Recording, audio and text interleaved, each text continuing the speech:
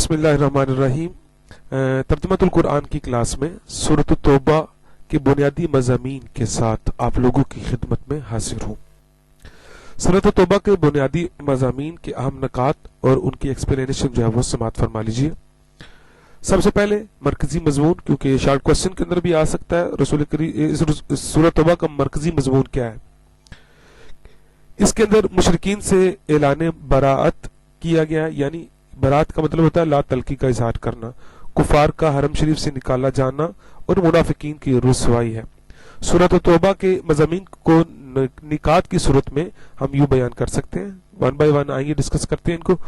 मुशरिकों से बेजारी का ऐलान, अल्लाह ताला और उसके रसूल हज़रत मोहम्मद सल्लल्लाहु अलैहि वसल्लम की तरफ से मुशरिकों से बेजारी और आइंदा उन्हें बैतुल्लाह के करीब ना आने देने का ऐलान जो है इस सूरह मुबारक के अंदर किया गया। यानी इससे कबल जो मुशरिकीन थे वो मक्का भी आ सकते थे, मदीना भी आ सकते थे, लेकिन इस आयत के अंदर फिर वाज़ेह तौर पर ये ऐलान कर दिया कि अब वो नहीं आ सकते।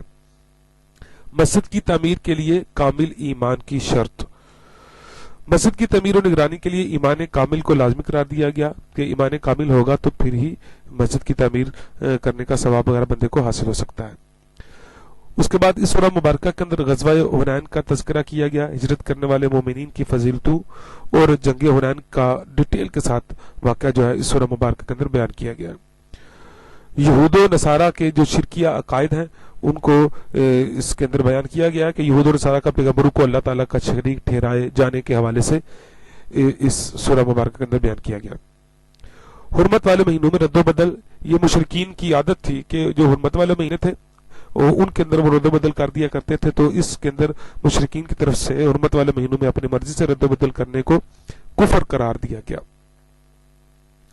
किताल फी सबीलिल्लाह, अहले ईमान को अल्लाह ताला की राह के अंदर किताल करने की तरगीब दी सूरह मुबारक के अंदर।